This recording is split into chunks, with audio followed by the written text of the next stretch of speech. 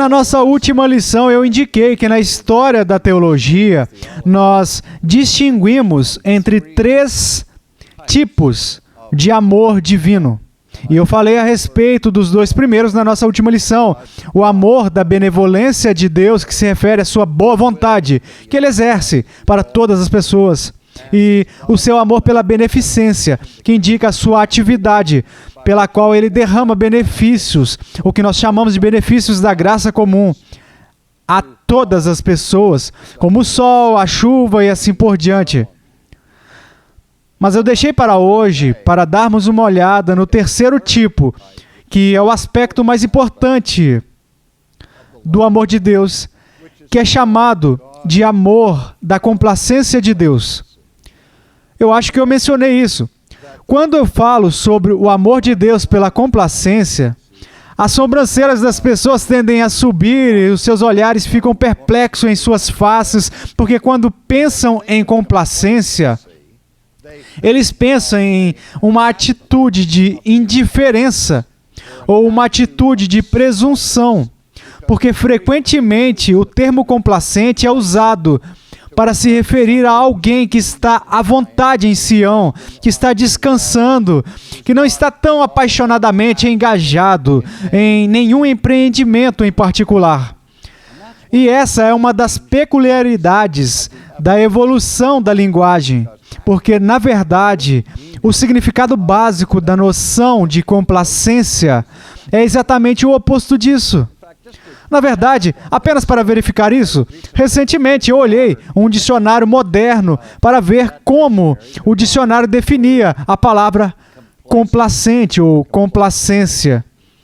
E eles indicaram que a raiz latina da qual a palavra deriva vem da ideia daquilo em que alguém encontra grande prazer ou grande deleite.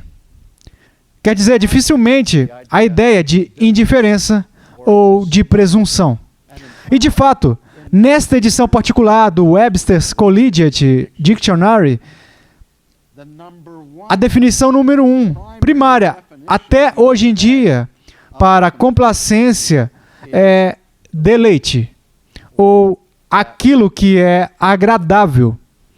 Então, apenas o significado secundário é essa ideia de um tipo de satisfação ou presunção. Agora, você vê que este conceito de presunção vem da ideia, bem, uma vez que eu fiquei encantado com uma coisa, isso me satisfaz ao máximo, então eu vou relaxar e vou ficar presunçoso a respeito disso. É assim que a palavra evoluiu na nossa própria língua. Mas quando falamos teologicamente a respeito do amor de Deus pela complacência, nós estamos falando a respeito daquele amor pelo qual o Pai se deleita e se agrada do seu relacionamento com as pessoas. Agora, dissemos o tempo todo que o objeto número 1 do amor de Deus, o objeto perfeito do seu prazer e deleite é o seu Filho. De novo, lembramos que quando Jesus é batizado, a pomba desce do céu e a voz é ouvida de uma maneira audível, onde Deus diz: "Este é o meu Filho amado, em quem me comprazo." Então, nesse contexto, Deus anuncia o seu amor complacente por Jesus. Ele é aquele em quem o Pai se agrada. E, quando olhamos para isso, como é aplicado a outros, além de Cristo, nós vemos que é o amor distinto que Deus tem pelos remidos. Que Deus se agrada e se deleita naqueles que são seus. Na verdade, este é provavelmente o conceito de amor divino que está por trás dessa passagem difícil que já examinamos em Romanos 9, onde Paulo diz, citando Malaquias, com respeito a Jacó e Esaú: amei Jacó e aborreci Esaú. Ou seja, que Jacó recebeu esse amor transcendente de complacência, o amor que Deus tem para com seus eleitos, que difere do amor geral de benevolência e do amor de beneficência, que é claro que Esaú teria recebido os dois primeiros tipos de amor de Deus, mas ele não recebeu o amor salvador de Deus, o amor redentor de Deus, no qual Deus toma e se deleita em seu povo. Mas, de novo, vimos que o amor de Deus nas Escrituras está inseparavelmente relacionado com a graça eletiva de Deus.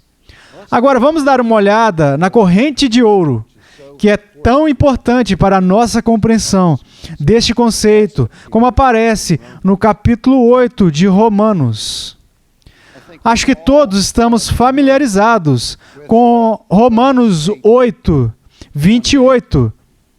Sabemos que todas as coisas cooperam para o bem daqueles que amam a Deus, daqueles que são chamados segundo o seu propósito. Agora, observe que neste texto, Paulo não diz que todas as coisas contribuem para o bem para todo o mundo.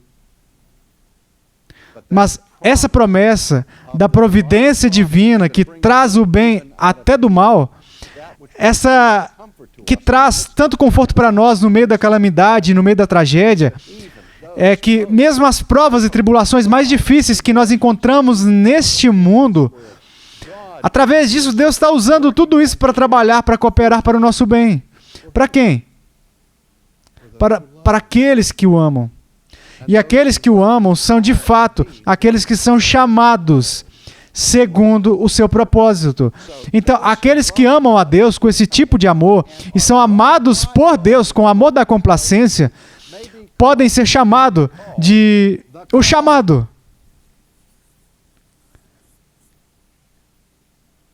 Que de fato é de onde vem a palavra eleição.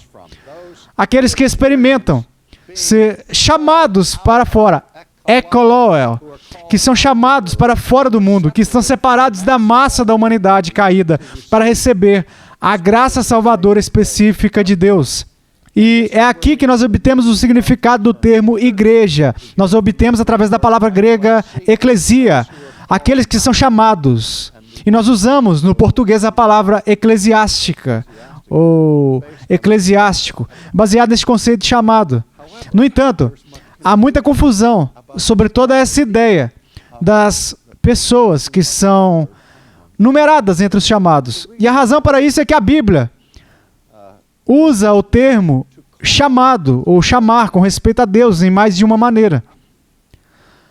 A certa altura, a Bíblia diz: muitos são chamados, mas poucos são escolhidos.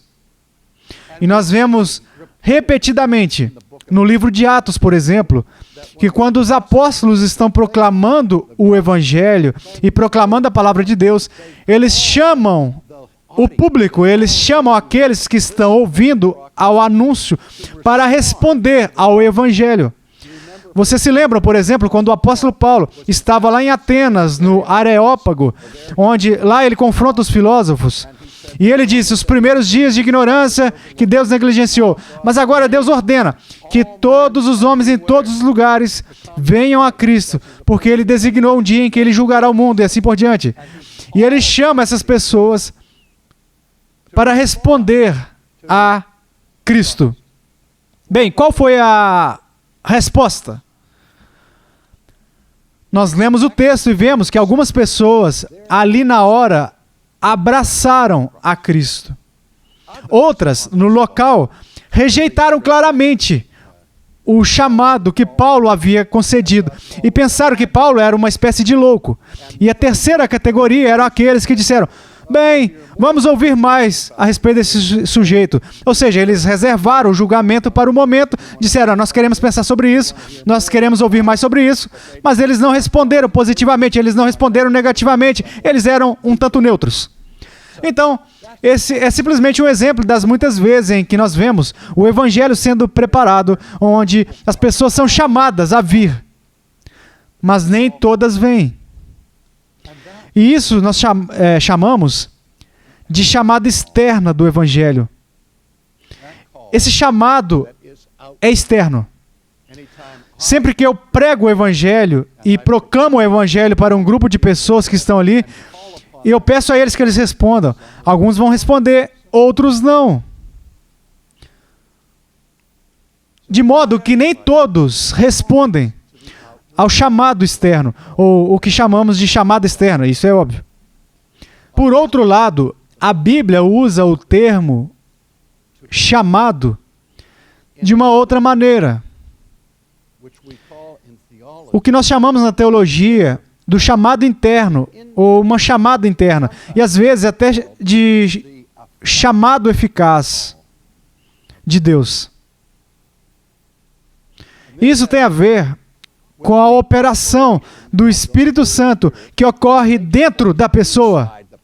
Não apenas um chamado externo que é ouvido com os ouvidos, mas tem a ver com o sobrenatural, a obra sobrenatural do Espírito Santo no coração ou na alma, pela qual aqueles que antes estavam mortos em seus pecados e transgressões, agora são vivificados. Eles são vivificados e agora eles têm ouvidos para ouvir e olhos para enxergar o que antes eram impermeáveis. Isso nós chamamos de chamado interno. E esse é o chamado que Deus concede aos eleitos. Os eleitos são chamados de uma maneira específica. E nós vemos isso no mesmo contexto deste texto, onde o apóstolo Paulo diz que todas as coisas contribuem para o bem daqueles que amam a Deus e são chamados de acordo com o seu propósito. Então, na sua próxima citação, o que ele diz? Porquanto aos que de antemão conheceu, também os predestinou para serem conformes à imagem de seu Filho, a fim de que ele seja o primogênito entre muitos irmãos. E aos que predestinou, a esses também chamou. E aos que chamou, a esses também justificou. E aos que justificou, a esses também glorificou. Agora, eu estou afirmando a vocês que o Paulo está falando aqui não é o chamado externo do Evangelho, mas o chamado interno, que indica a operação sobrenatural do Espírito Santo. Como nós sabemos disso? Bem, neste segmento, onde vários aspectos do que nós chamamos de ordem da salvação são definidos de uma forma linear, que menciona presciência, predestinação, chamado, justificação e glorificação. Agora, se olharmos para a maneira como isso está estruturado no texto, nós vemos que a fraseologia é o que nós chamamos de elipse. Ou seja, é elíptico na medida em que existem certas ideias que são tacitamente compreendidas, que não são explicitamente explicitados no texto. Mas acho que praticamente todos os comentaristas sobre Romanos concordam que essa é a estrutura desse texto. Portanto, o que está sendo dito aqui são todos aqueles a quem Deus conheceu de antemão. Ele também chamou. Então, todo aquele que Deus conheceu de antemão desde a fundação do mundo, Ele chamou. Agora, em que sentido Paulo está falando de presciência aqui? Bem, deixa eu fazer a pergunta de uma maneira diferente. Quantas pessoas no mundo, na história do mundo, Deus conhecia desde a fundação do mundo? Deus conhece a todos no sentido cognitivo, no sentido intelectual, desde a fundação do mundo, porque Deus conhece todas as coisas. Ele é onisciente e sabe o seu nome, o meu nome, o nome de todo mundo, desde a fundação do mundo. Agora, eu me lembro disso quando lidamos com a difícil doutrina da predestinação e da eleição. A visão mais popular dessa doutrina entre os cristãos, porque eu lembro a vocês que todo cristão tem que ter uma doutrina de predestinação, se essa pessoa quiser ser bíblica, porque a doutrina da predestinação é ensinada na Bíblia. Então, não é opcional para nós se acreditamos na eleição ou se acreditamos na predestinação. A questão é como entendemos esses conceitos. E a visão mais popular é a chamada visão presciente da eleição.